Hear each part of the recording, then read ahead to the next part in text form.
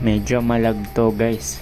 Ang dami kasing tao sa market. Tsaka pagpasensyahan nyo na yung cellphone ko, medyo nagpalit kasi tayo ng phone na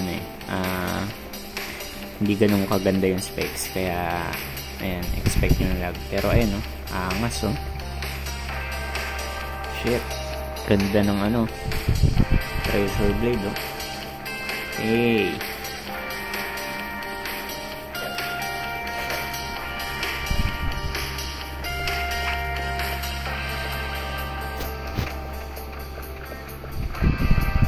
Si Goku pala yun shoutout naman dyan Goku.